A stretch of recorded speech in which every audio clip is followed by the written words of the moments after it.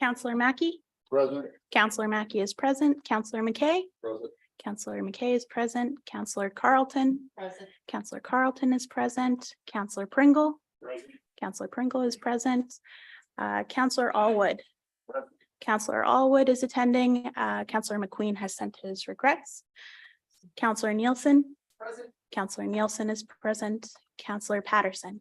Present. Councillor Patterson is present. Councillor Dickert. Present. Councillor Dickert is present. Councillor Kentner. Present. Councillor Kentner is present. Councillor Keaveney. Councillor Keaveney is present. Councillor Body. Councillor Body is present. Councillor Gregg. Present. Councillor Gregg is present. Councillor DeBreen. Present. Councillor DeBreen is present. Warden Milne. Here. Warden Milne is present. Councillor Matrosovs. Present. Councillor Matrosovs is present. Councillor Bourdignon. Present. Councillor Bourdignon is present. Councillor Eccles. Counted for. Councillor Eccles is present. Councillor Hutchinson. Present. Councillor Hutchinson is present. Through you, Mr. Warden, we have all members of council present, with the exception of Councillor McQueen, and Councillor Allwood has attended as alternate. Thank you very much. Before we begin, I want to acknowledge with respect the history, spirituality, and culture of the Anishinaabe, Six Nations of the Grand River, Haudenosaunee, the Wendat, Wyandot, Wyandot peoples on whose traditional territories we gather and whose ancestors signed treaties with our ancestors. Recognize also the Métis and Inuit whose ancestors shared this land and these waters. May we all, as treaty people, live with respect on this land and live in peace and friendship with all its diverse peoples.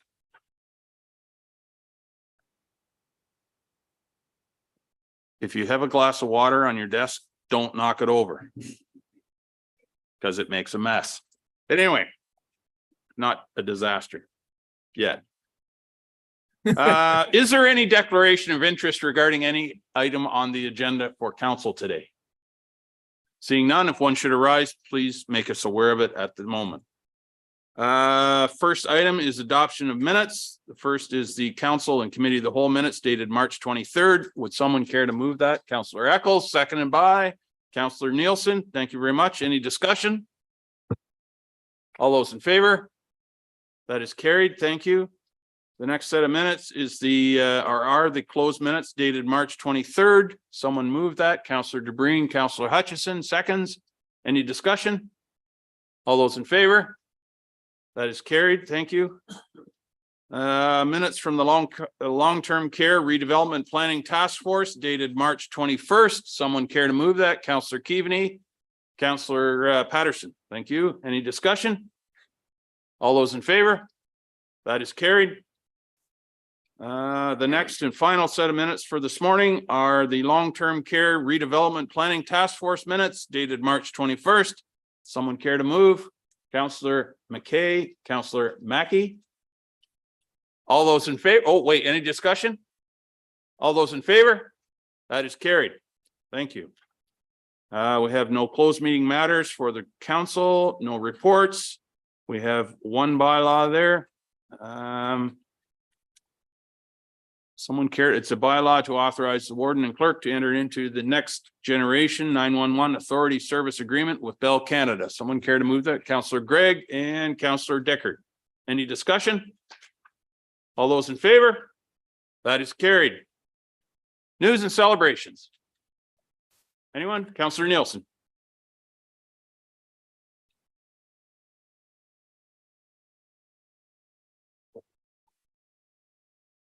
There we go. Thank you very much, Warden. I would just like to welcome Grey Highlands alternate today, Tom Allwood, Councillor for Grey Highlands in his second term. It's a pleasure to have him sitting beside me and just wanted to welcome and introduce him to everybody here today. Thank you, Councillor Nielsen, and certainly welcome, Councillor Allwood. Anyone else? Councillor Patterson.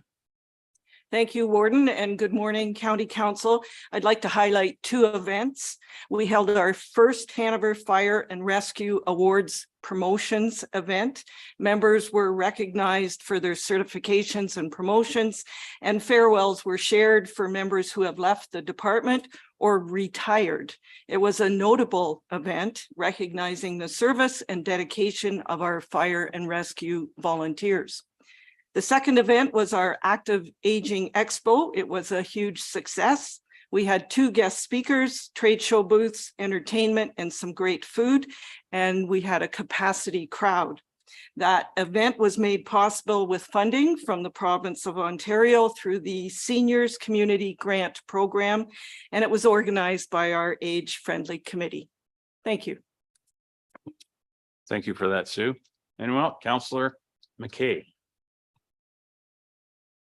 Yes, good morning. For those that are going to Good Roads, I've been nominated for a director on Good Roads. So I think elections taking place because there is about 5 or 6 running for central zone. So anyway, anybody that is heading down to Good Roads, I'm looking forward to your support. So thank you.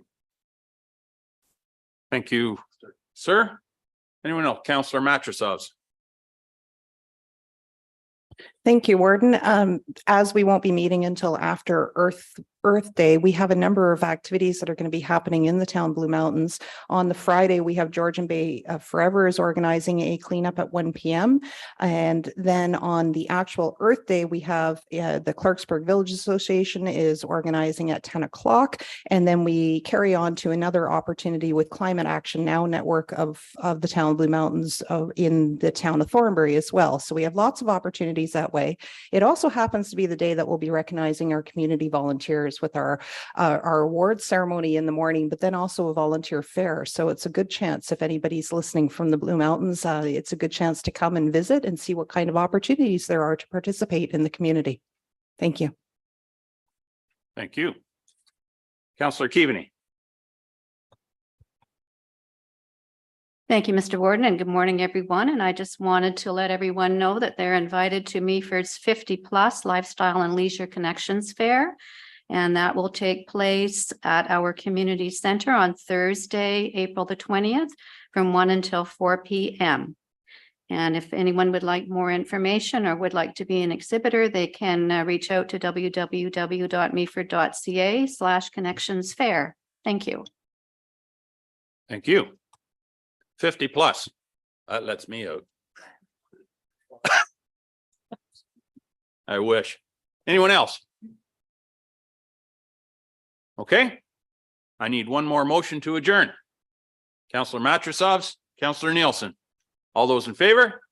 That is carried. So we'll now move over to our committee of the whole. To the there we go.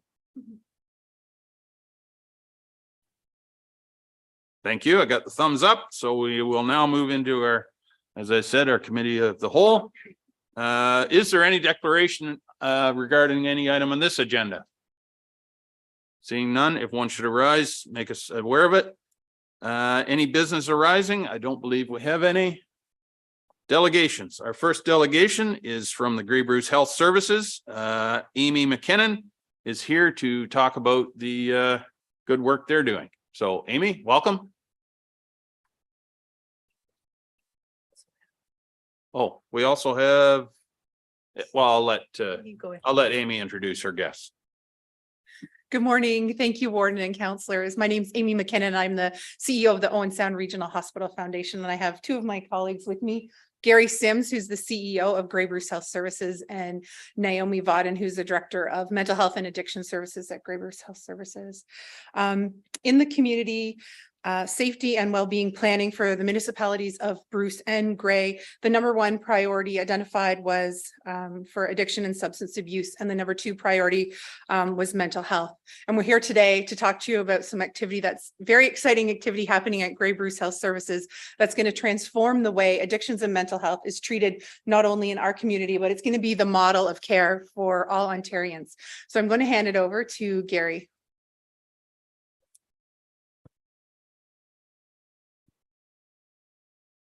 Thank you, Amy, and thank you for letting us speak to you today. I'll speak briefly because the expert's behind me. Here's what I know. I'm wrapping up my 45th year in healthcare this year, and in that time, I've seen mental health change in so many different ways, from massive institutional structures to putting people out into the community and then not having the resources there to really manage the crisis that occurs on the street, to what we see today, which is a post-pandemic pandemic of its own, quite frankly, the crisis that we're seeing with mental health and addictions spreading and growing. And I would tell you, I don't think I've done enough in my career. I've done many good things, I think, but not enough for mental health. So I'm very proud to be able to stand before you today and somewhat apologetic in that it's taken so long to be able to get something that is this ingenious in its place. Mental health has suffered from a rotating door syndrome for way too long, where a person hits the emerge in crisis, gets turned around fairly quickly, put right back on the street. And the result is they're putting an environment that gets them unsafe and gets them right back into trouble again. And I feel in a way somewhat responsible for the last couple of years while we've been developing this. We've had to do it in somewhat secrecy, and that was not purposeful. It actually involved 4 ministries, and for the first time trying to navigate between the ministries to create what we have created was no easy task.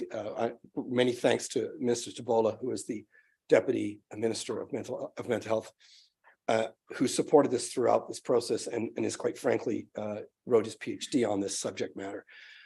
This model is the first of its kind in Canada, and Naima will speak to the intricacies, but you'll see a big difference there is that it has transitional beds in place that allow us for housing people and treating people for up to 2 years. That's non-existent at this point. And it's a key factor in the success of the program, along with wrapping around it all of the things that Naima will speak to you about, and understanding that mental health and addictions can't be cured. It's a journey. And so, I apologize that you probably haven't heard a lot about this, but it was kept in somewhat close quarters because it required that navigation between the ministries. It wasn't meant to hide anything from the community or in any way deceive anyone. It was more to try to figure out how to do something that involved social services, Ministry of Education, Ministry of Health, and the Ministry of Mental Health. So we eventually were able to work within one ministry, and I'm sure you can all appreciate trying to work through those levels of bureaucratic structure is extremely complex. And add to that the capital branch, which can sometimes take up to 10 years to approve something. It was a battle for a couple of years. So we're really pleased to be here in front of you today and to talk about what the program is, and we'll happily answer questions after the fact. So thank you. Hello, I'm going to bring this down. You have the slides in front of you, so I'm not going to go through all the slides. And some of you who were part of the Grey County Task Force on Mental Health and Addictions will have heard me speak there, where I did a presentation on our model and our goals with this project. So let's see if I can figure this out. So really what's unique about this project is that we are moving our existing withdrawal management into this building, and we will have some medical detox beds. We will have some relapse prevention beds, and we will, as Gary mentioned, have some short-term housing units, kind of up to 2 years where people receive treatment. So often people come into our program and then they're discharged and they're back into a community, maybe couch surfing in someone's house that is using substances. And so it's really, really hard to maintain sobriety when you have that around you. So by having these 17 beds, which I'm going to show you on the one of the upcoming slides, we're really hopeful that we can help people have a safe environment to continue their program. So the other thing unique about this program is that it's OHIP funded. There is some really great programs that are in Ontario, but they're generally fee for service. And so we know that a lot of the individuals that live in Grey Bruce need a OHIP funded program. So that's one unique element of this program. The other thing is that when you attend a program an addiction program, you have to go through a series of assessments and screeners, and then you're accepted, and then you're put on a wait list. And I think any of you know that when the crisis hits, you might be ready to access services, but to wait 3 months, 6 months, a year to go to services, it usually people drop away in their interest. So we have a variety of inpatient and outpatient programs. So the idea is that even if we don't have a bed right away, we have walk-in, that we have groups, we have support right in the facility.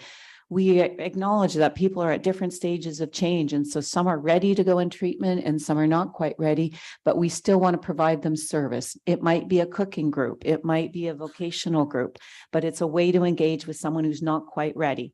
And with the hopes that then they will attend our treatment program. So I'll slide here. Just to let you know, so it's at the Bayview School, the old Bayview School. And so it's got beautiful grounds, and our goal is to work with our community members on making a greenhouse and making walking trails, and really quite lovely. But that's stage 2. So we'll get there, but I know a lot of community members are really interested in developing this. We come from a recovery orientation. So we believe that change can happen. We believe that sometimes it takes many, many tries. As Gary mentioned, addictions is a chronic illness. So we do know that one time through doesn't mean that you're recovered, but by having this opportunity for outpatients and inpatients coming into social rec groups, vocational groups, into treatment, keeps people connected to us while they work through to the stage where they're really ready for treatment. So this drawing is really just a quick way to show you that you can come in through the Emerge, you can come in through outpatient programs, you can come in through EMS, into the detox, and then go through treatment, relapse prevention, and then into one of the supportive studios. Or alternatively, that purple circle just shows you can just come in and walk in and attend groups that, as I already mentioned, that may not be directly related to addictions and mental health. Really just a way to engage with people in hopes that they might then follow that more fulsome client journey. So the program's all under one roof. So the yellow section on the right, as we're looking at, is the more traditional withdrawal management and detox beds and relapse prevention. So where we have a beautiful team nursing I say team station because it's social work and nursing. It's not just a nursing station, but it's a way that we can really have good eyes on people who are detoxing from alcohol, substance, opiates. And then we have relapse prevention beds. The middle bluish area is offices. We're moving our ACT team and our case management teams into this facility, appreciating that we need to provide more support for those clients that are struggling with addictions and mental health issues in the community. And we have our rapid access addiction medicine clinic also situated in that blue area. Our nurse practitioners as well as our psychiatrists will be in that space. We will have drop-in nurse practitioner clinics here for people that are part of our program. As we know, our clients very typically are the last picked up from our family doctors. They're complex patients, and we appreciate that. And so having a nurse practitioner on site to do walk-in clinics, we think will be a really added bonus to our community. The green area at the back, or the north, I think I just whipped something off here. I did. Okay. Is the supportive studios. And those supportive studios are for 1 to 2 years. That again, that period of stability. The little purple area is a 4-bed mini unit. And that 4-bed mini unit, we are working with our community partners on really high risk individuals. So people with a developmental disability, people and a mental illness and an addiction who need that 24/7 care for long periods of time. So it's got 4 rooms with separate, each having their own washroom, and then a communal kitchen dining room area and a little balcony, a little porch area as well. And then to the left is where the bulk of our outpatient programs will be. We have a beautiful kitchen, dining room. We'll be doing supportive vocational training. So we might do workshops on, serving and cooking. And because we know our local businesses such as Tim Hortons and the like are really struggling. So we're going to really do some training. So that not only do people have an option for employment, but our community also gets much needed workforce. And then we have computer rooms and a variety of other vocational rooms. Not have all the staff yet to run all those vocational rooms, but we're really working with our partners on developing that. So through this program, we have counseling, you can go through all the programs here, but we have counseling, we have case management, we have trauma counseling, we have addiction medicine, case management, medication delivery. We have quite an extensive program for our clients that will be attending this program. And I don't know that I need to go too much into the stats because I know you're all very well aware of the need in this area and how really striking the substance use and mental health issues have been since the pandemic. So we're really, really excited and hopeful for this project to come to its fruition. And just one additional add is that we have been really working closely with our Indigenous partners on the model of care, just to make sure that it is a very culturally safe and aware program and facility.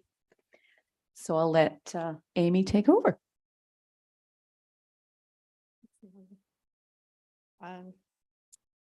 So it seems obvious to many of us that all these programs should be under one roof, but this is really transformational, really groundbreaking to what's happening in Ontario and in Canada, in fact. So something Naomi didn't mention was, she did mention that it's OHIP funded, so theoretically it is open to all Ontarians, but Naomi and her team are working on a well-managed, robust triage system to give priority to our community members here in Grey Bruce, that they'll give priority to getting the beds. The total cost of the project is about $25 million. Grey Bruce Services has 10 already for the project, and we're looking to raise 15 million for the community. This facility is hoping to be open this year. Fall, hopefully this fall. So we're here today to ask council to please consider an investment of $1 million in this very important project, and we'd be happy to answer questions. Are there any, thank you very much, Naomi, Gary, and Amy. Thank you very much for your presentation. Are there any questions from County Council? Councillor Dickert.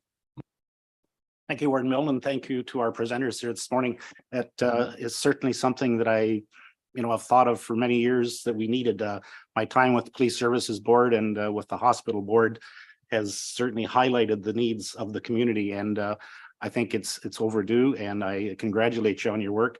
And I certainly, on a personal note, I have a daughter that serves as a police officer, so she's certainly able to share many stories of the need that she sees through her daily operations. And I certainly support the county taking part in this in some way. I know we need to look to staff to see what kind of financing we might be able to come up with, but just want to give my support that we do look at that and help any way we can to get this service available to us. Thank you. Thank you, Warren. And maybe I'll ask, before we get any more questions, I'll ask Kim to remind everyone what our policy is on healthcare funding.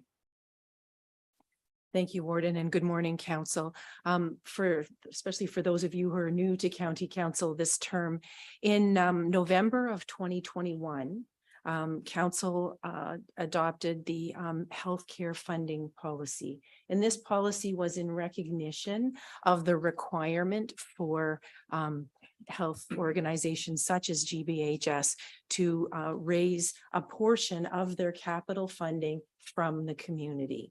That's simply a requirement from the province that this happens. And so at that time, we considered this carefully, and that is where the resolution was taken that we would be putting some funds away in reserve each year towards ensuring that we had available resources to fulfill these requests when they're made. Under the funding policy, any capital requests would come to county council before the June of each year for consideration in the future year's budget. So I would suggest if council so wishes, we might bring forward a staff report to a future meeting that talked about the policy and how we might be able to address GBH's request. So I'll put that on the table. Also, while I have the floor, I can't say enough about the partnership that we've developed with GBHS. They're absolutely integral to the SOS program that's working out there on the street all the time, and the work that they do with Anne Marie and her team. So, you know, thank you to you, Naomi, and to all of your staff. It's tremendous and it's so important. So thanks. Thank you, Kim. Councillor Gregg, and then I'll go to Mattersoft. Thank you, Warden Milne, and thank you, Amy, Naomi, and Gary. Particularly, I just wanted to note, Naomi, thank you to your team for the communication that you've been conducting with the community, particularly individuals that live in pretty close proximity, who were somewhat surprised to learn of this initiative in their neighborhood. So, as a Owen Sound councillor, we certainly became very familiar with residents' concerns very quickly. But this is an initiative which is going to be tremendous. Hopefully, also speed up the exit of our paramedics from the emergency department when they're responding frequently up there and tying up a lot of time, as well as all the peripheral benefits to getting people ready to get back into the community. I will at this time, I'll put a motion out there though that we just receive the deputation for information purposes.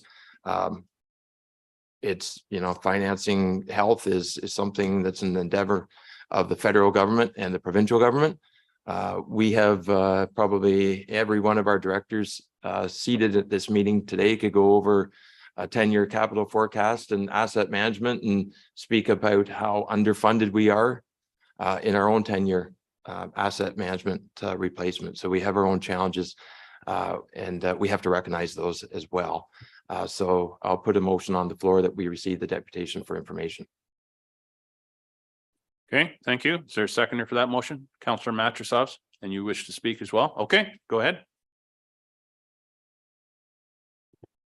Thank you. Through the warden, thank you very much for the presentation, not just for our benefit, but for every community that's tuning in and watching as well. I think creating the awareness of how things have evolved and the new method of practice is really valuable. My question through the warden is where can we and members of our communities find the comparative in terms of the economic sustainability? So the social cultural sustainability is a slam dunk. But in order for us to be able to look at and reflect a report that's going to come through, one of the questions I can anticipate is, okay, so the ask is for $1 million, but how much of that will come back to us? If the fact that the person doesn't need to have a third visit to EMS because now they've actually got a different route to go, what is that saving us? The number of paramedic visits or the time, as Councillor Gregg said, how long they need. Now they have the assurance that that person is going to be handed over into a very cutting edge program. So how can we add those numbers up and compare them against the $1 million request?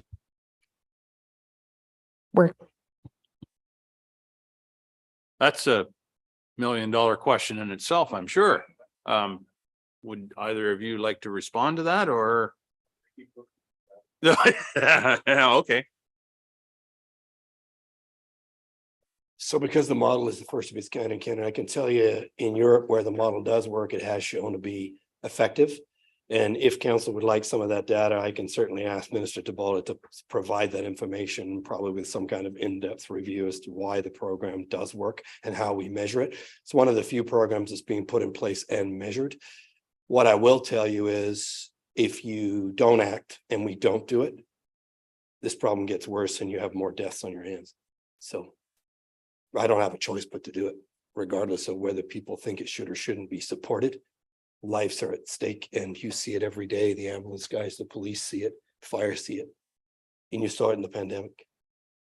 So, I don't know what measure you use, what is a life worth. But we see it as necessary and more than a dollar value. So, that's the only answer I can really give you. Thanks. Yeah, that's, okay, go ahead. I'm just going to add, just thinking quickly here around emerge repeat visits. That's an easy metric and cost that we can calculate. And then short-term housing costs, certainly Grey County could probably quite easily calculate those compared to what they picked last year to this year, or to when the program's opening. I think there is some pretty hard numbers to not catch, but there is some that we could quite easily calculate, I think. Yeah, indeed, any financial data is helpful. Councillor Body, and then we're here. Thank you, Warden Milne. I remind council that last term we had a Owen Sound Hanover task force that looked at these types of things. We are your catchment area for people that need help from all over Grey and Bruce. They come to Owen Sound because we've got the treatment now. We've got the buildings next door that treat to the best they can with limited numbers. Methadone treatment center, those types of things that are here. And if there's anybody around Grey and Bruce that wants a methadone treatment center, wants any of these treatment centers in their municipalities, we'll be happy to share them. But the reality is they're here. They attract people. When people are ODing and having mental health issues, and I maybe shouldn't say and I should put a slash in there because they really go together.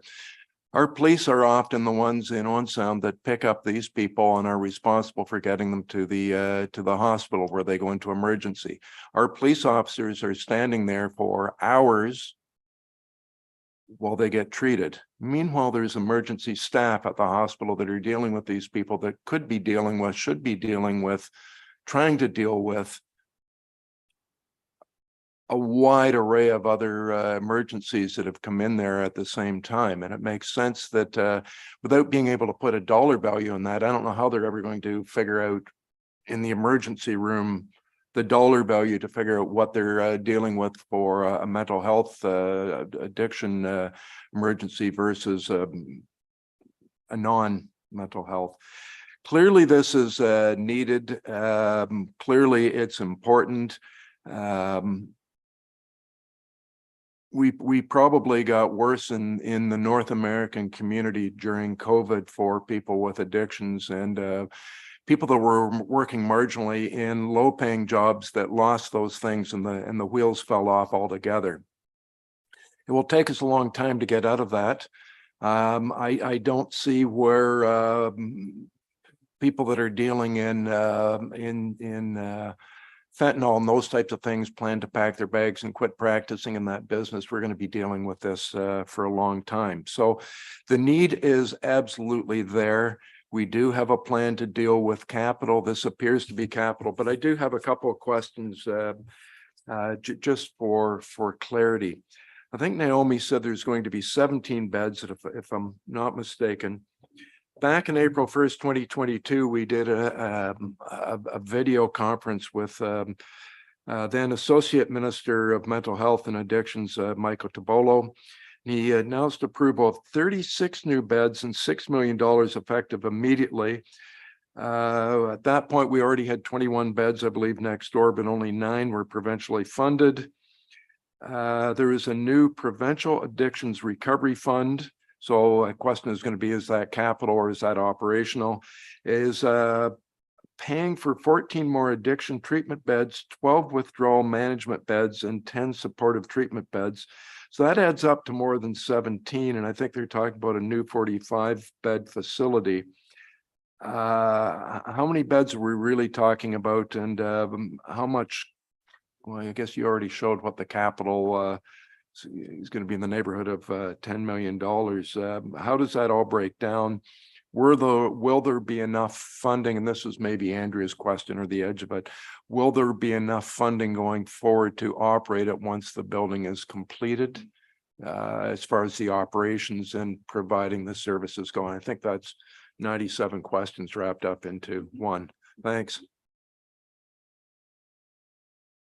Thanks for the question. There is actually 45 beds in total. So 9 existing, adding 36 new beds. The 17 are the long-term transitional supportive units.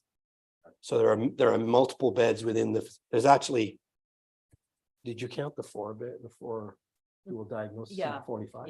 Yeah. So there are 45 in total. We are funded for the operations going forward to our base forever. So we have the funds to run it. The capital is 26, it's about 26 million actually, it says 25, but there's been a few changes. We are putting 10 million in from the hospital, and then we're trying to raise the other.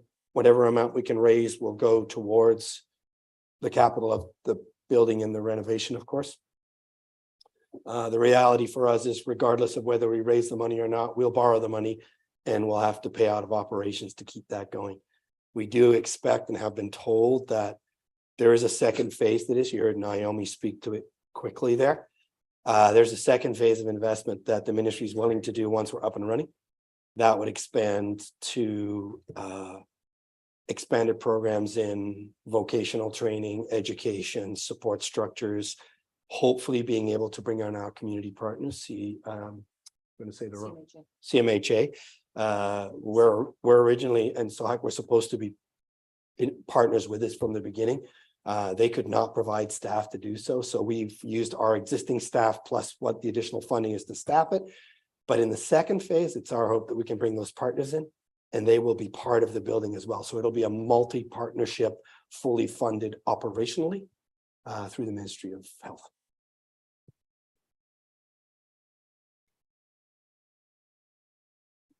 Just to follow up, I should have asked this before. Does the hospital, does the corporation own this building, or is it like owned by somebody private that's a rental? All right, I'm on now. Good. Yeah, we will own it. Yeah, becomes our asset.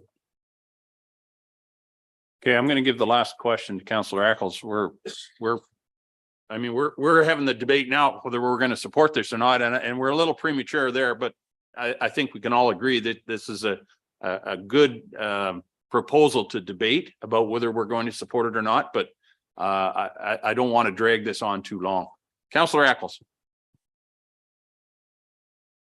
So you don't want to drag this on too long, so you give me the last comment? Thank you very much. I appreciate that. Yeah, you're pure. Quickly, in the last slide, 15 patients present with substance use in the ED emergency department per day across Grey Bruce. The interesting point, that makes it about quick math, somewhere around 5,500 patients, realizing that a number of those are cyclical, but there's 5,500 ED per day. The next one was, the one that caught my eye, was 80 admitted inpatients received substance use counseling in the past year. We've had 5,500 come in, and it's one of the things sitting on the health unit that, patients are in, and I think, Gary, you mentioned it, they're in, get kind of slightly under control, and to Mr. Body's point, from the policing to the trauma that it creates in the emergency department.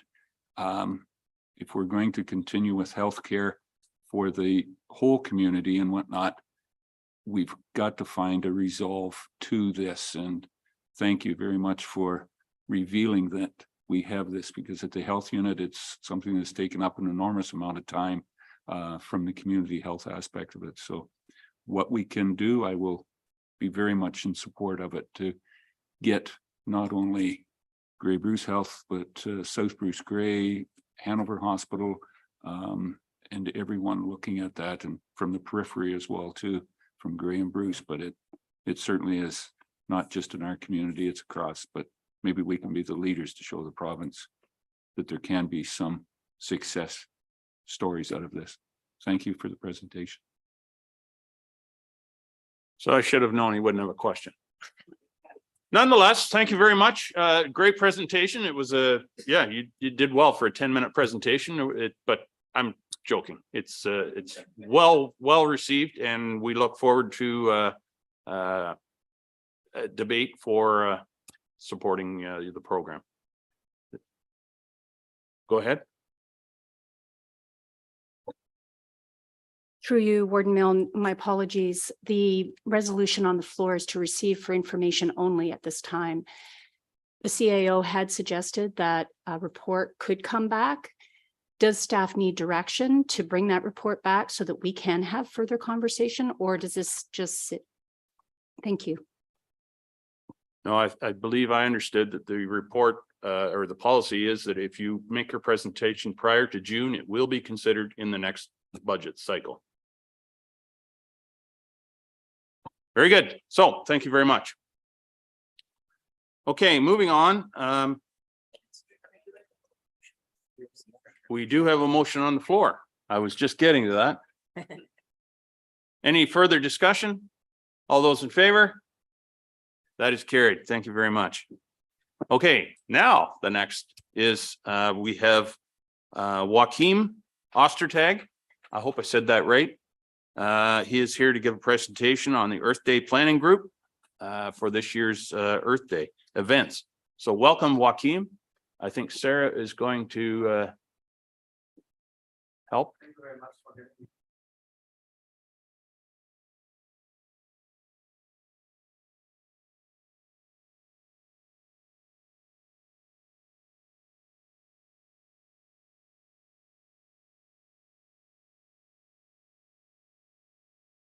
How am I doing? Okay, good.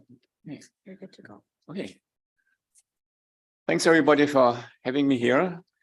I want to talk about Earth Day, and my name is Joachim Ostertag. And I also want to congratulate the health unit for this amazing project, because we know we need an intersectional lens in the work we do in addictions and mental health. And also Earth Day is not a mental health issue. We talk about community, and community is also an important part for mental health. So now I need to know how to move this thing forward. So, no. Oh. Let's try this. There we go. Yeah. So last year we had the first Earth Day, 2022, and some of you might have been here, so you might remember. Yeah, there it is. So that was our poster last year. This is very slow. Ah, there it is. Yeah, so I just kind of give you a bit of an overview of what we did last year before I go to what we do today, this year. So we had a water ceremony with Elder Shirley John, who many of you might know from Saugeen First Nations. We had a climate fair at the market with lots of people and great ideas what everybody can do to reduce our carbon footprint. We had music, entertainment, we had kids activities. The whole market was, the ground was full of chalk, paintings, drawings. We had dance. We had a parade. The parade. Has anybody been at the parade last year? It was an amazing success. Luckily, the weather was good. We had about 700 people there walking around the river. This is one of the councils from South Bruce, I think, Jeffrey Shea having a discussion with one of our parade leaders. We got the City of Owen Sound Most Promising New Event Award. And this year we built on what we did last year. We have new partners where we get along the public library, the Tom Shearer individual initiatives, and we also work more closely with the city of Owen Sound.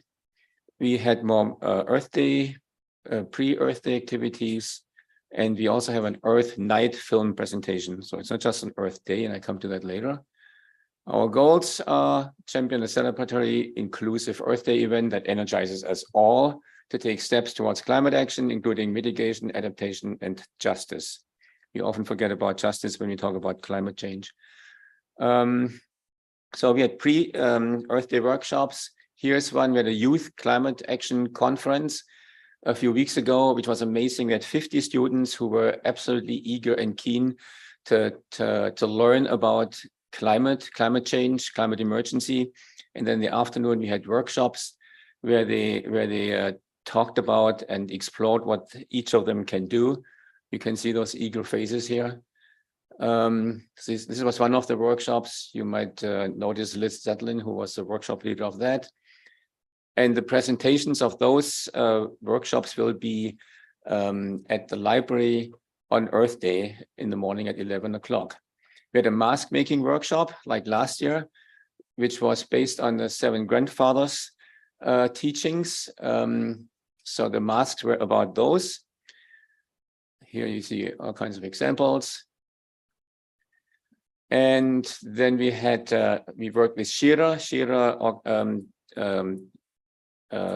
did some skits for Earth Day, which they will show on the parade. And then we had a poster contest, which was really exciting.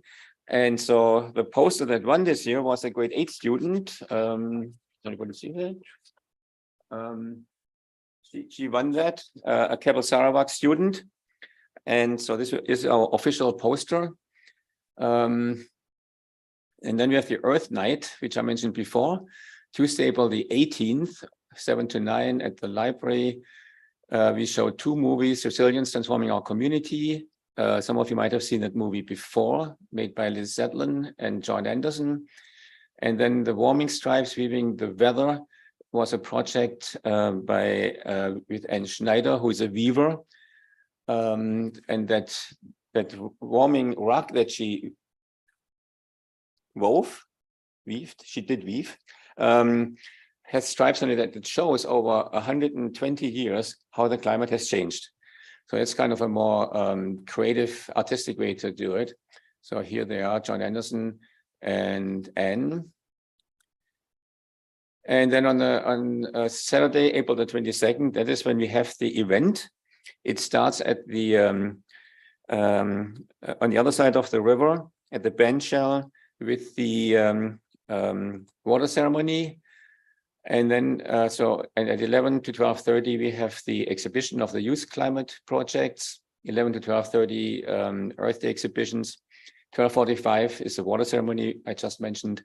2 to 5, that's kind of the main event at the market with all the different shows and activities. And at 3:30 to 4 o'clock, we start the parade at the farmers market. So again, this is Shirley John, 12:45. Would be really great to see you there. It's quite an event. We have all kinds of children's activities, puppet theater, and so on and so on. Things about greener living, live music. Again, kids activities, storytelling with puppets, the earth alternative activities at the farmers market. And then energies, some ideas about retrofits that people can do. So it's all about what we can do different, how to grow things. And then we have dance again. Somebody bought last year and will bring it again, his homemade electric tractor. It's an ET, an E-tractor. Then we have the parade. We have a closing ceremony at 4:45. And I hope that you help us make this a great community building event again. Don't miss it. Okay. I try to do this fast because I know you have a huge agenda. Do you have any questions or any comments about it? Thank you, sir. There's a lot going on, that's for sure. Any questions from council?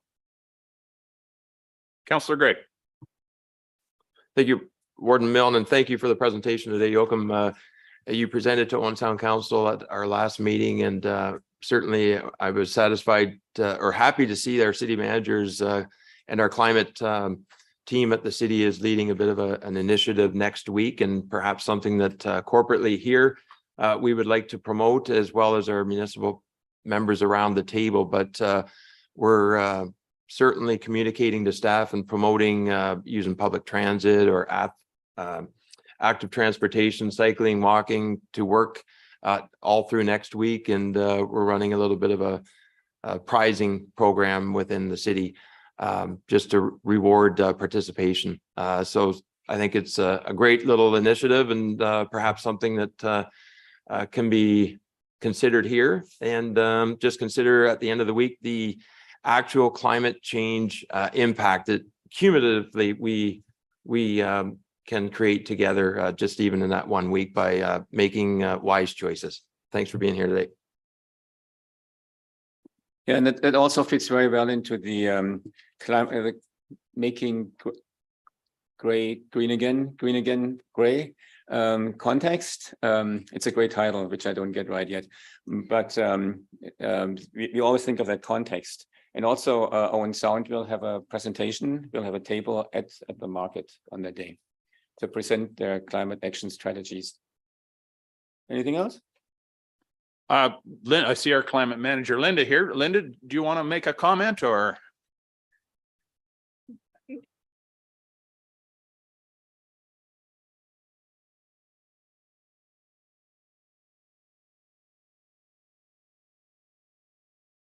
Mostly just to really celebrate the great work that is happening with the Earth Day group. Grey County had a table last year at the Climate Fair, and it was just such a successful event. We connected with hundreds of people. That was just as we had launched Going Green and Gray. So we were able to share the information in that plan. We will have a table again this year. So again, we'll be sharing information about the plan, providing folks with, again, sort of those tips for the actions they can take, enabling them to sign up for our climate newsletter. So one of the things the plan really emphasizes is the essential nature of community involvement and support. So we aren't going to be able to do what we need to do as a county without the work of organizations like this. So we're very grateful and appreciative of the efforts that you're putting in. Thanks. Thank you, Linda. Any other questions? Councillor Eccles. Just a couple of points of clarification. You mentioned Jeffrey Shea. He's not from South Bruce. He is a Grey County resident. He's a member of West Grey Council. So just put that one out there for you to get him corrected. No, I won't go any further. The other point is April 18th. Don't be offended if I can't be there. If you were here earlier enough, you'll know that I'll be in Toronto. Been summoned to go to Toronto to vote for one of our fellow candidates at the Good Roads Convention. So, well, the meeting, yes, the big part, and we'll be there on the 22nd, but that part on the 18th, yeah, we may be absent as we're all going to be supporting Mr. McKay. Yeah, I caught that part. Thanks, Terry. Yeah, thanks for clarifying where you're going to be for the next little while, Councillor Eccles. Any other questions regarding the presentation? Okay, well, thank you very much, Joaquin. It's a great presentation and we look forward to the event. Thank you. Our next presentation is from Genevieve Scott. She's here from Cuesta Planning. She's going to give us a verbal presentation on the one of the subdivisions that she's working on. Welcome, Genevieve. There you go. Good. Okay. Thank you. Thank you very much. Good morning, members of committee and staff. Thank you for the opportunity to speak today. For those of you who don't know me, I'm Genevieve Scott from Cuesta Planning, and we were retained by Dr. Shahabi and his wife to assist him in the preparation and processing of a draft plan of subdivision. The subdivision is a small infill development which will result in taking two existing lots and redeveloping them into 6 residential lots. All of the proposed lots meet or exceed the relevant zoning provisions, so an amending bylaw was not required of this proposal. As a condition of approval, the township had requested that the county planning staff include a condition that a 6-meter wide block of land be dedicated to the township between the proposed lots 1 and 2 for drainage purposes, and to provide an access lane for township vehicles as well as for pedestrian access purposes. We are requesting a modification to the conditions of draft approval, which would provide for a 6-meter wide drainage easement rather than a dedicated block at this location. The easement option was suggested by the Public Works at the time of pre-submission consultation, and we would like to go ahead with the easement rather than a block. The easement approach was also supported by the project engineer and the peer reviewer. At this location, there are actually no existing drainage conditions currently. And so the request for the easement is for future drainage purposes, and it really reflects a cautionary approach rather than a need that's necessary at this time. So just before I get into my discussion points, I would like to thank Mr. Taylor for his assistance in resolving one of our original concerns, or my client's original concerns, with the block proposal, which was who would be responsible for installation costs of any future infrastructure. As the future drain is not required by the proposal and is for the benefit of the township only, it was eventually agreed among the planners that the township would be responsible for installation of any drainage infrastructure as well as any costs associated with that. So we're very happy with that progress that we made in that regard. However, my client does still have some outstanding concerns related to the request for a block versus an easement. Mr. Taylor's report indicates that based on his discussion with the former township planner, he is of the opinion that the primary function of the block would be for a future culvert for drainage and a future laneway for shore road allowance remediation purposes. In this regard, I would have to respectfully disagree with Mr. Taylor. Based on the history of the file, we feel that the primary function of the block is to provide a distance to the shore road allowance where there's already sufficient public access. Quite frankly, it's probably the best access in the township. Cottage Lane is just south of this area and provides direct access to the shore road allowance for pedestrians. And my client is concerned that creation of further access will very likely increase some existing land use compatibility issues. So our position really stems from some correspondence from the township when the dedicated block was requested instead of the easement.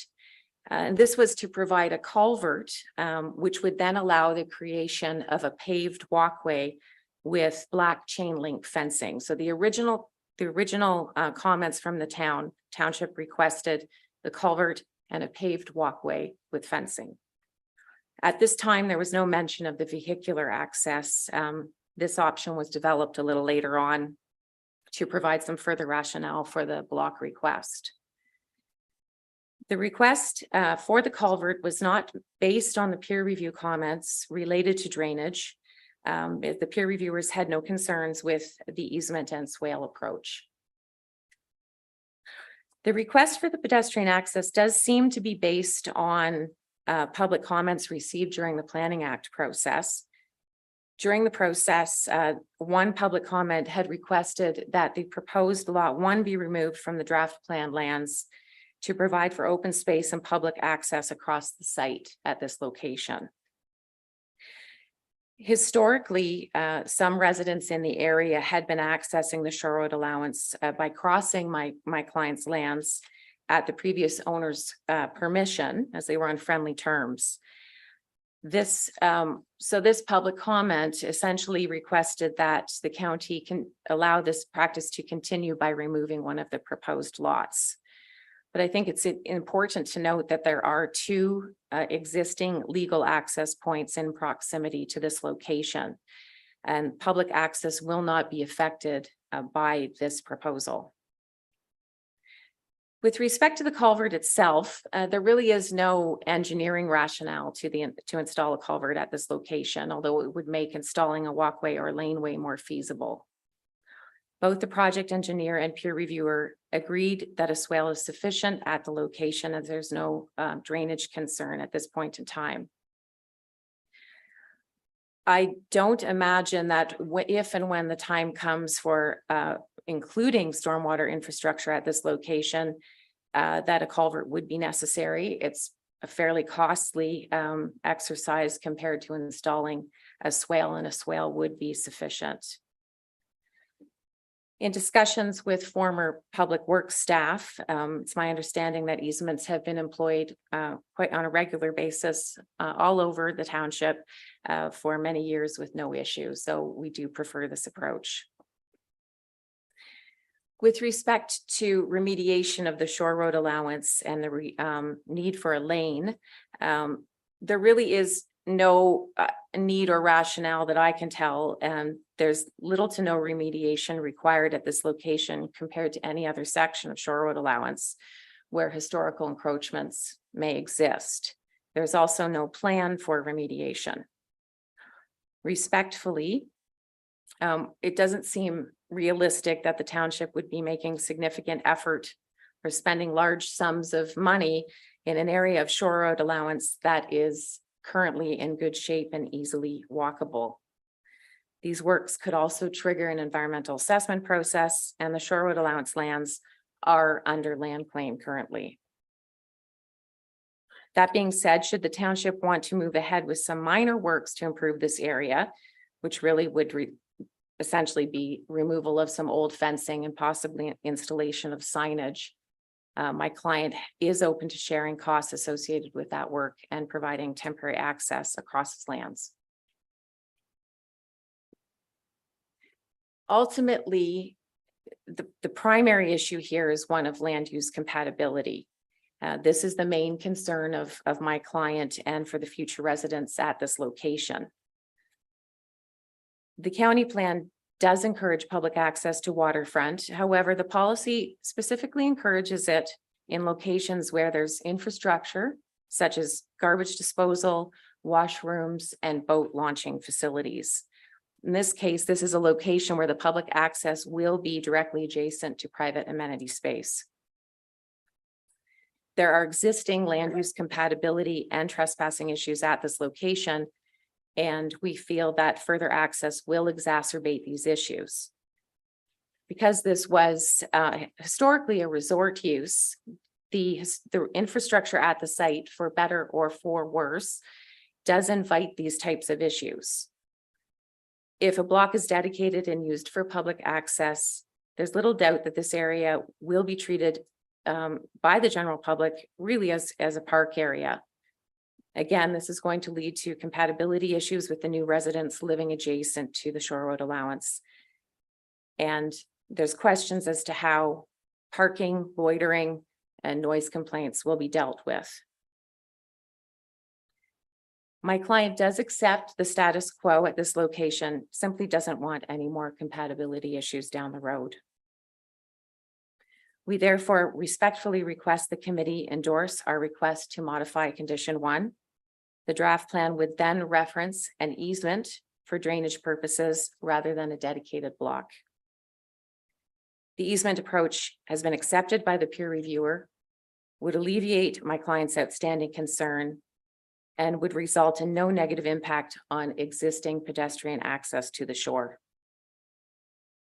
We would like to avoid an appeal on this matter or abandonment of the proposal. Neither of these options would benefit anyone. We don't want a costly hearing, and we don't want any loss of fees or assessment to the township. As an aside, once the land claim is resolved, it's my opinion that the township should consider absolving themselves of responsibility of the shore road allowance nearby and at this location.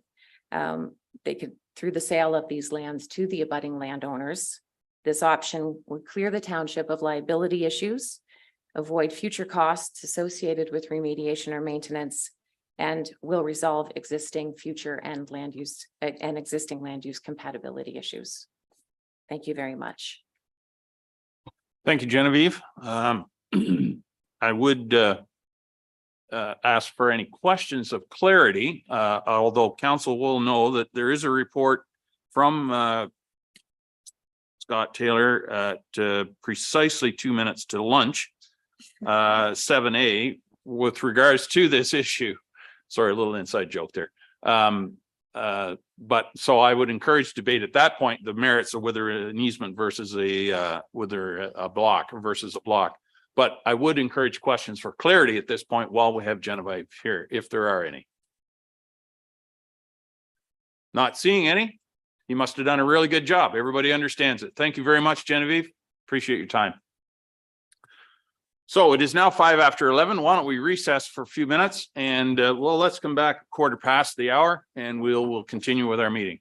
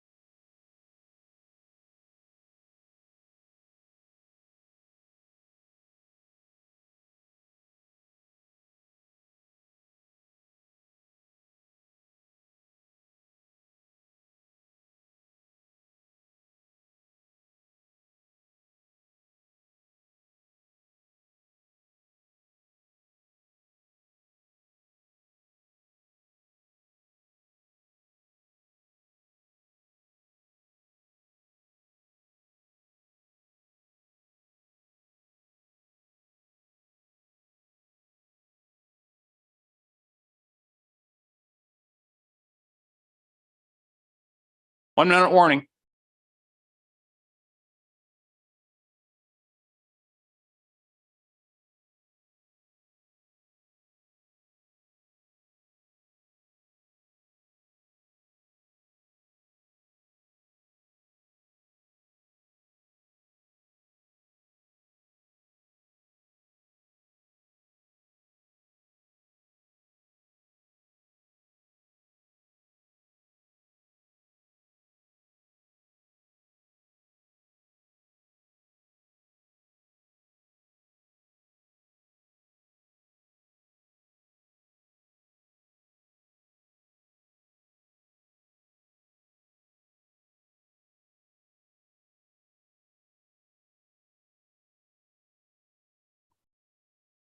If the delegation from West Gray would find their chairs, we'd get back to business here.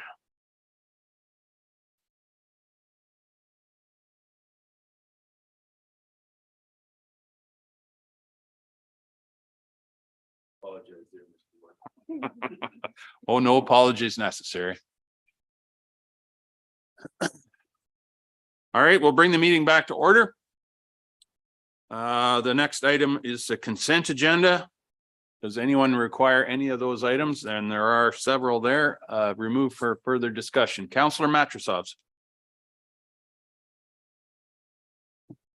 Thank you, Warden. I would like to pull for a point of clarification and a question to my colleagues for item, was there the Agricultural Advisory Committee report? I believe it's item G. Yeah. Thank you. Okay, any others? So I'd seek a motion to adopt and receive those items. Save and accept for G, moved by Councillor Nielsen, second by Councillor Patterson. All those in favor? That is carried. Thank you very much. Moving along. Well, it's not 2 minutes to 12, but nonetheless, Mr. Taylor, if you'd like to come forward, we have a report there on the Shahabi, and I thank Genevieve for helping me pronounce that subdivision. If someone would move receiving of that, Councillor Keaveney, Councillor Hutchison. Scott, the floor is yours. Great. Thank you, Mr. Warden, and good morning to the Warden and members of council and those tuning in today.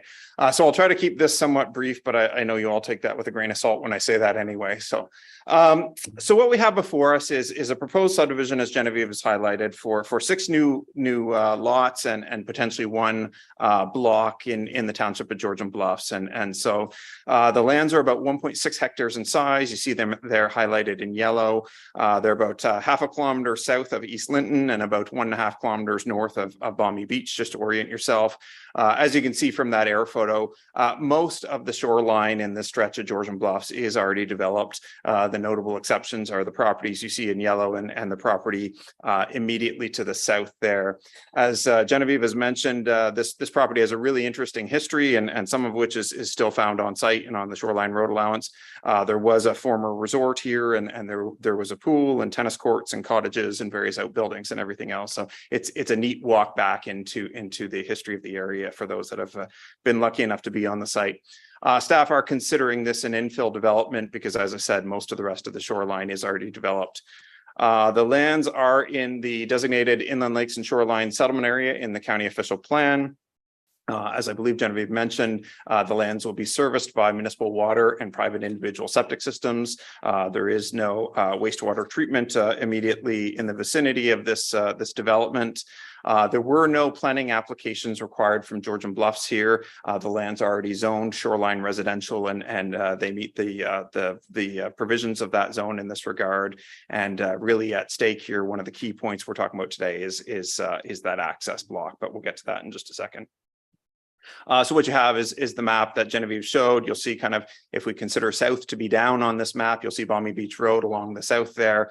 The lot sort of sandwiched in the middle of the road and the former shoreline road allowance there. And so in this case, the future lot owners wouldn't own all the way to the waterfront. There is that shoreline road allowance that remains in public ownership. And then as Genevieve noted in her presentation, you'll see the proposed block between lots 1 and 2 in that regard. There were comments from both agencies and the public on this one. There were questions about the balancing of the common good and the protection of the environment with the need for development lands.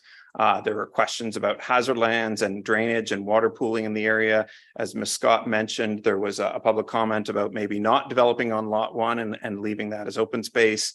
Questions about the impact on wildlife and the environment. And then there was also some questions about access to the shoreline and the servicing of the proposed development. I will say that township staff and county staff work closely with agencies such as the Conservation Authority, also worked with a peer reviewer to look at the technical aspects of this one. The Conservation Authority reviewed this one largely before Bill 23 came into effect. So at that time, they were reviewing both the natural heritage and the natural hazard. They are satisfied from a natural hazard perspective, and there was an environmental impact study done from a natural heritage perspective. There's a series of draft plan conditions here that look to cover off some of those detailed recommendations of the peer reviewer, as well as some of the recommendations from township staff, county staff, the Conservation Authority, and the various utilities and agencies in this regard. Certainly, while we respect the public's comments here with respect to that need to balance, we do also acknowledge that these lands were designated for development. They're zoned for development, and that's what's coming forward through this plan of subdivision. As I noted, there's no municipal applications or no township applications accompanying this one because of the existing zoning already being in place. Based on our review, we consider the proposed subdivision to have regard for matters of provincial interest under the Planning Act, be consistent with the provincial policy statement, and conform to both the township and county official plan in that regard. Now, more specifically, with respect to the matter that Ms. Scott briefed us on, this is block 1, as you can see on the map there. There is a lengthy discussion on this in the report. I'll just go over some of the highlights. As Genevieve mentioned, when this was first presented to Township Council back in September of 2022, Ms. Scott also provided a deputation at that time with respect to a few matters. One of them was the drainage, and the other was the need for the block versus the easement and access in that regard. We've worked collectively between township staff, who have been fantastic to work with, and Ms. Scott and her client, who have also been great to work with, to try to resolve the matter to the extent feasible. At a certain point, we got to a sort of an agree to disagree standpoint, and that's where we are today in front of council. So as Ms. Scott mentioned, there was some comments made from the township to suggest that no, they're not looking for her client to install that culvert there. The lands, as she mentioned, aren't needed for the drainage of this property. They're needed for the drainage of some of the surrounding properties. So any further improvements in that easement or block would be the township's requirements in that regard. So my understanding is that has eased some of her client's concerns in that regard. But the main concern still relates to the necessity for this block. With respect to the county perspective on this, as she mentioned, our plan does promote public access to the waterfront. There's a number of municipalities in Gray that have worked hard to try to either maintain that public access or in some cases even buy back that public access. And as council will appreciate, we're not making any new waterfront. And if you get into a situation where you have to try to acquire those lands after the fact, it does get quite expensive. The county plan, as I said, promotes this. It's not directive in terms of applying very specific policies to say, you know, this much access or this type of access or anything else. Those details are generally left to the municipalities with that access. With respect to what I understand to be the township's perspective, they've had reports to their staff and to their council to suggest that there's matters on that shoreline road allowance that could cause a hazard and will require cleanup at some point. So apparently there's some areas of exposed rebar and various other matters on the shoreline road allowance. The challenge for the township and the county has found herself in this position in the past as well, is that sometimes you don't know the extent of that cleanup until you literally start digging. And it's tough for a municipality to suddenly have, say, a capital plan reorganize just because we have development come forward. And we've certainly seen this before in other types of development, particularly where there's gravel pits and there's a need to upgrade township or county roads. You want to do what you can to support development, support aggregate development. But at the same point, a lot of work goes into preparing municipal and county budgets in that regard. And so what Genevieve said, I believe to be true, in that there's no definite plan for when these lands will be further assessed or will be cleaned up by the township. But I think the township is doing the right thing in terms of being proactive to try to allow for this access to facilitate that future maintenance and or cleanup. With respect to the access, what I understand from the township is that this would be a gated access. So there wouldn't be unauthorized vehicles coming through this block of land. But township staff have been very clear that these would be public lands and they're not restricting public access. There's already members of the public that use that shoreline road allowance. Apparently it's quite popular for hiking in the area, and this would provide another point of entry to that. Sorry, I'll just go back a bit here. Genevieve mentioned in her presentation Cottage Lane, which you can kind of see in the very south of that. So there are people that pull off Balmy Beach Road and park here and walk up the shoreline along these lands in that regard. With respect to public nuisance or loitering or anything else like that, on public lands such as this, the public has every ability to access it. Certainly those future landowners, if the subdivision is approved and the lots are created, could choose to put up fences to further demarcate their property. But quite frankly, we hear it all the time when we have public lands or trails or parks. It's a wonderful amenity for those living in the broader area, but in some cases, those closest neighbors do feel a loss of privacy or do feel some disturbances from having a park pass by their house or a trail in that regard. So any matters where there's illegal activity happening, obviously that's a police matter. That's not a planning matter and not something we can deal with. But county staff feel that the balance the township staff have provided by suggesting that the block will be gated should provide some deterrence from certain activities happening down there. But no doubt, don't want to sugarcoat anything. There will still be people potentially walking down that block or walking in behind on the shoreline road allowance. County staff do see the township request here as reasonable. If the township were to look at other options, we would happily explore those options.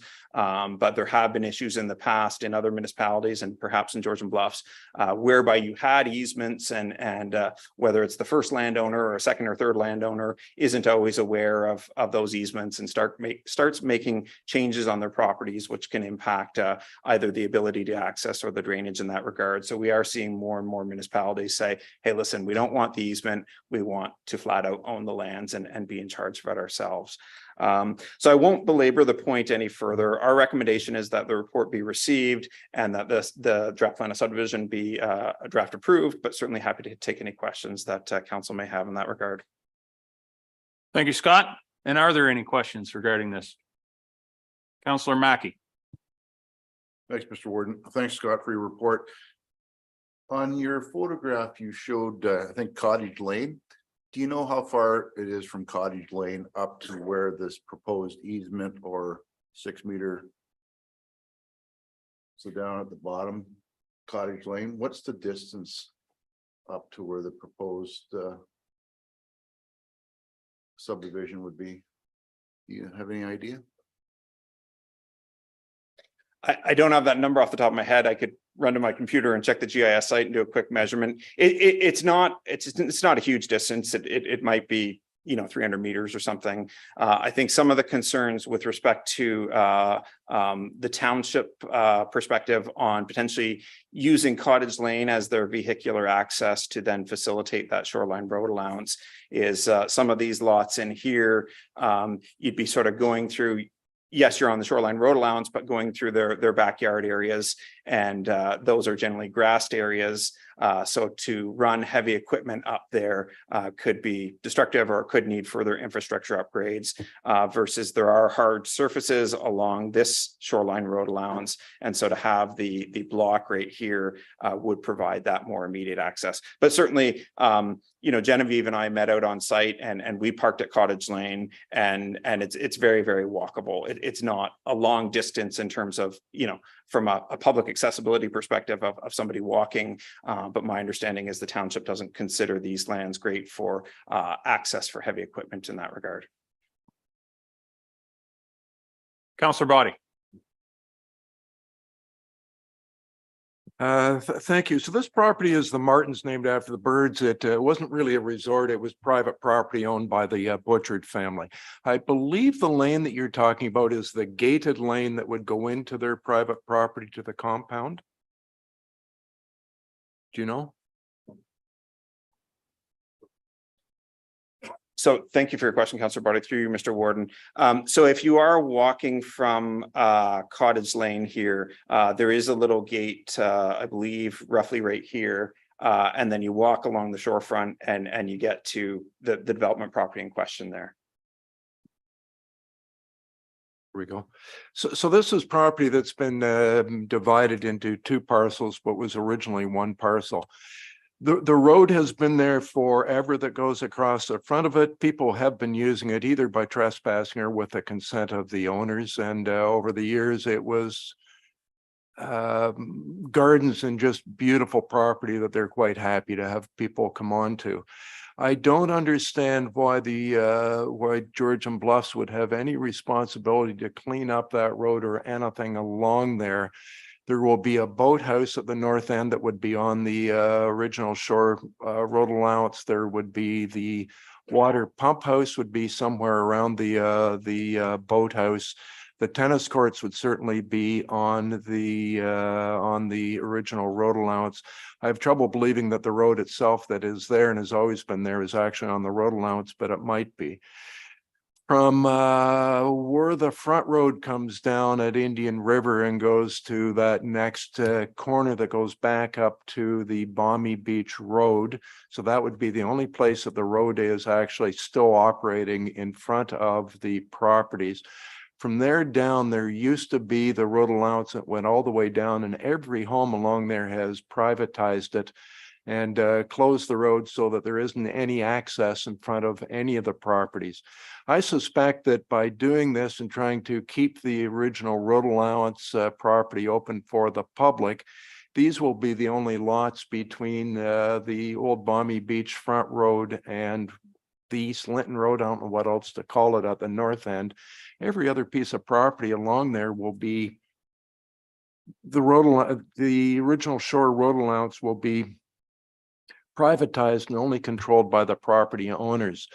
These properties will have access from the back off the road, I assume, just like any of the other lots. I don't know why we would want to continue to allow public access or try to create public access to the original shore road allowance on these when they won't be anywhere else along there.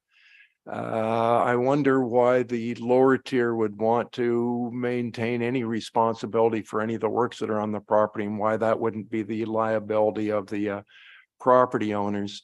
I also wonder if we continue to allow public access to that original shore road allowance, depending how the Saugeen Ojibwe Nation's claim to that road allowance shakes out.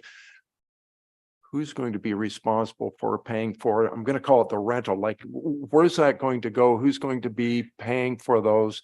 If it is in individual hands, then those individual hands are going to be responsible for paying the rent, paying the cost, or the federal government is. If we maintain it as upper tier or lower tier, then it seems to me that we're going to end up in a position of potentially ending up in a position that we are liable for contributing to Saugeen Ojibwe Nation, depending how that shakes out, that we may not want that liability.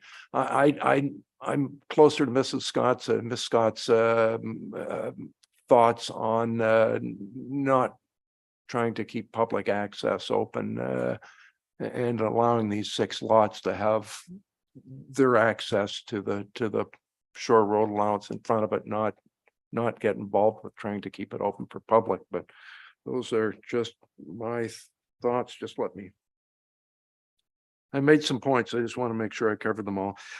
Public park access right now, I think would be, there's some just by Indian River. There would be some in the parkland across the street from the golf club. And then the next one would be potentially, I guess there's some, maybe, no, it's probably private at Cobble. The next one would be Centennial Park halfway around to Big Bay. Unless you're going to try and maintain this and put in a public park, I'm not sure why we'd hold it. Those are my thoughts. Thanks. Thank you, sir. Scott, do you want to respond? Sure. Thank you. Through you, Mr. Warden. Thank you for those comments, Councillor Body. I'm not sure I can address all of them, but I'll try to address a few of them. And if I miss any, feel free to jump in and correct me. With respect to sort of the access and having those shoreline or the shorefront roads in public ownership, it's my understanding that there is a desire from Georgian Bluffs for now to have those, and they have identified concerns with those with respect to potential liability because people are already accessing them. And so I certainly won't speak for the township, but my understanding is the thought there was that if we know people are accessing them and we know that there's potential hazards there, then it might be incumbent on the township to look at cleaning up those hazards. And so I think they wanted to keep their options open with respect to maintaining that flexibility in the future. With respect to, whether or not they should or shouldn't be held in public ownership and or the implications of the future First Nations land claim, I'm not sure I can really comment on the First Nations land claim in that regard. With respect to public ownership, I do know, and we have heard from some of the residents in the area that it is quite a popular, walking path right now. And certainly across the county, we see more and more demand for those types of trails along the waterfront. In this case, it really is a township matter, and certainly if the township wishes to maintain those and keep those in public access, then that's certainly in line with our official plan. No doubt, there's lots of areas along the shorefront in both Georgian Bluffs and other parts of Grey County where we have had people build on the shoreline road allowance, and that's created issues in the past whereby people thought they owned the land and there was disputes over that. So as much as possible with the new development, we try to investigate that. One of the first questions for any new waterfront developer is always, where do you actually own to? Do you own to the water, or is that still in municipal ownership in that regard? So that's one of the investigations. And certainly if the property to the south were to come forward with development plans, that would be one of the questions we'd ask them to. I think that's what I have for now, but certainly if I've missed any of your points, more than happy to respond further. Any other questions? Councillor Greg. I guess my only question is a little bit of just clarification for me. So I'm looking at the map, and coming into this morning, I thought a lot of and after listening to Genevieve, I thought a lot of the focus was on block 1 dedicated to township on the map. Yet I'm hearing a lot of discussion about the unopened road allowance that abuts the water, obviously. Personally, I thought I was quite agreeable to her comments about it making sense for an easement rather than a dedicated block. Frankly, just about every person on that street or on Balmy Beach Road, if they're already on the water and they want to use the water, they'll go into their backyard. So it's a little punitive, I thought, for everyone else that may not live on the water, than to be accessing that block 1 when an easement would satisfy the drainage issues. Can you comment on also, there is 2 protected docks for boat purposes, really, on the map. And there's the creation of 6 lots. Is there any or has there been any discussion about or is the prospect of boat tie-ups, something that's been discussed and influencing or impacting the discussion here. Because certainly, as it would appear, you could potentially have 6 lot owners would like usage of 2 protected areas for boating purposes.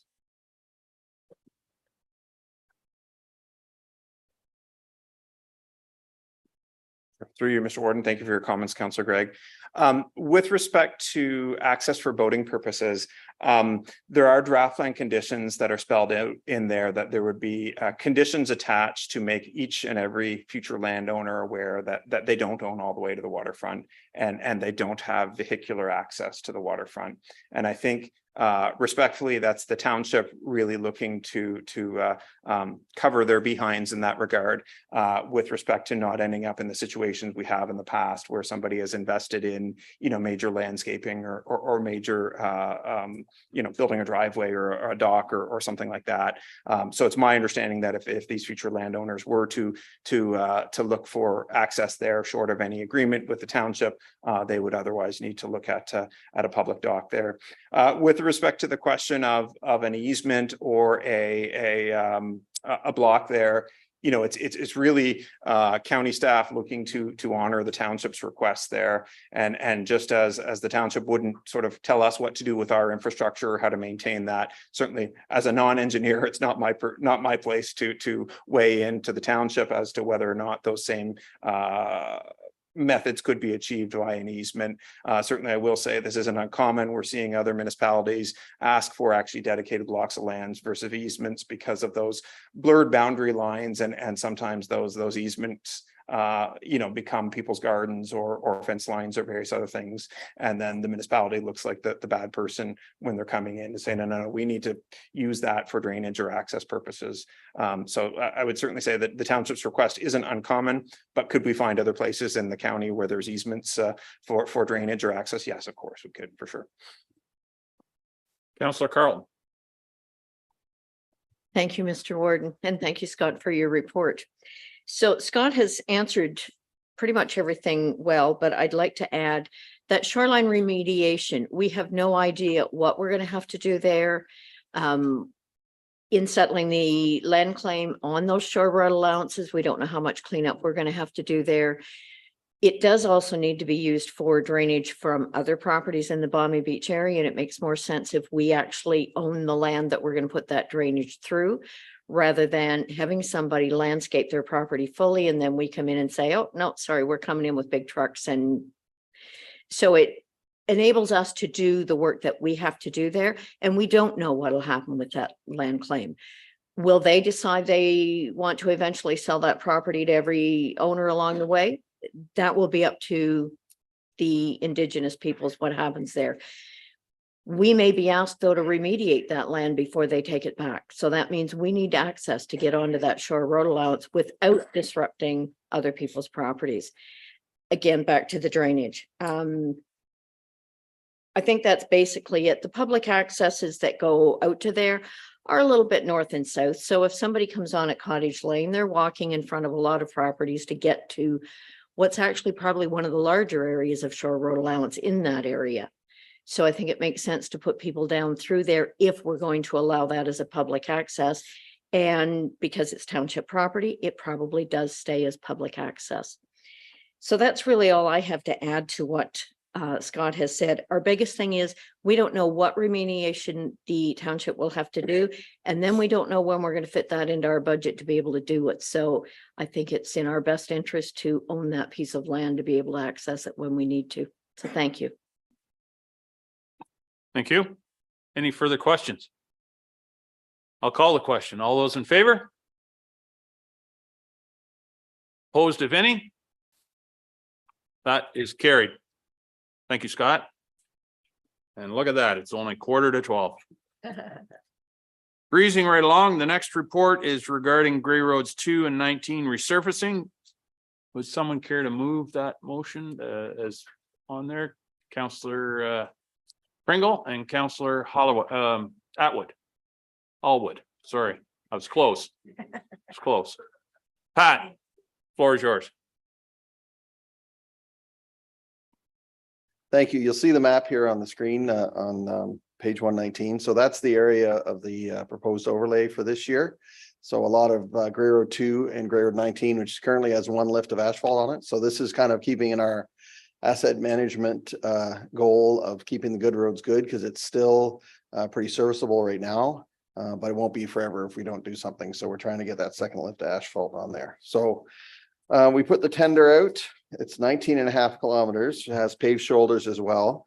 And there is an overrun or it's over budget by about 676,000.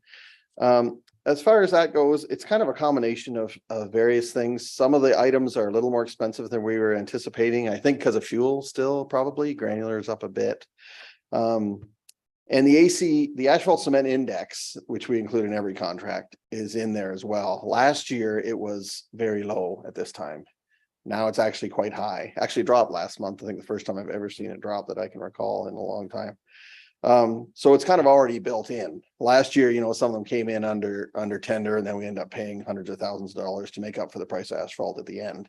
Whereas this one, it's over budget, but it's kind of already, it's almost like the price is already built in. And a few other little issues with our designs. We kind of go based on a similar job from the past, but every job is just slightly different. So when budget comes through, last summer when we were working on some of these designs, the designs aren't complete yet. So little things like tack coat, we don't necessarily use everywhere. It's on certain hills. Some of the granular sealing you might use somewhere with hills or where you get washouts, but you might not other areas. So we kind of used unit prices comparing job to job, but all the jobs aren't the same. So we realize as we go through the design process, our estimating gets more accurate. So in general, as a whole, it's been very good. And of course, this makes up for all the extra money we had last 2 weeks ago. So now some of it's gone again. But otherwise, really good tender package. There's 3 bids within about 60,000, which you don't see very often on a contract this high. And we worked with the EC King before, and we're happy with the work they've done, and we're ready to award it to them.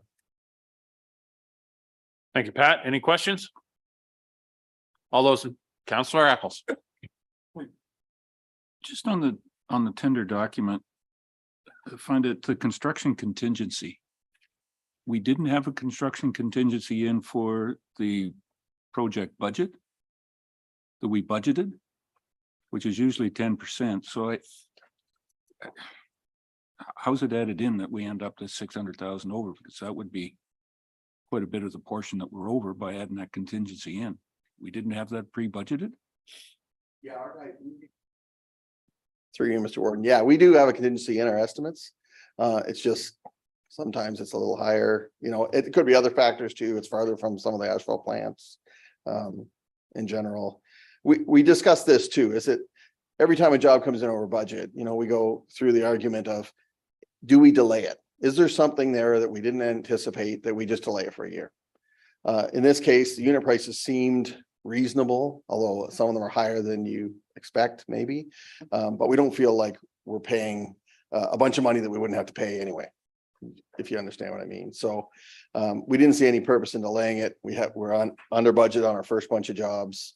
It's going to cost us at least the same or more next year, we figure, because some of the things that come in during the design process, I think the scope is just slightly larger than we wanted. The prices are just a little more than we wanted. Or maybe a lot more than we wanted. But when you look at a number like 3.5 million, it doesn't take, or 2.5 million, those kind of numbers, it doesn't take a lot to go a few $100,000 over budget. So. Go ahead. If it could, so if we had a 10% contingency in on that 340, 350 or 3.4 million, 3.5, there wasn't a 10% in there, because now you're adding a 10% in on the contingency on the 3.7. I don't take it that the company added that in, we added it in. So anyway, just surprising that it would be added in there again. That's what I'm looking at, that we ended up with the 600,000. It's an accounting thing, and I'll take it up with Mary Lou. So I guess when we go through all our estimating, we estimate our unit costs. We have contingencies in there. We usually go a little higher, knowing we don't want to be under. And we don't want to have to come back to committee in the middle of a job to do something that gets added on. 10% and probably in this case could be a high contingency. But again, it's not like we're just going to spend it. If we have money left at the end, you know, we'll do that through finance at the end of the year. It'll go into reserve or whatever, but it's kind of our across the board number that we use typically. I would think in this job, it probably wouldn't be that, but you don't want to ask for 6 and then have to come back and ask for $50,000 at the end. So that's kind of where we're, but again, it isn't an exact science either. You know, some of our jobs are over, some are under. Generally, we know we have to be under. We don't want to be in the hole. So. Okay, any further questions? Call the question. All those in favor? That is carried. Thank you very much. Don't go away, Pat. The next report is yours as well. Gray Road 7 Reconstruction Award. Would someone care to move that for me, please? Councillor McKay, Councillor Carlton, Pat.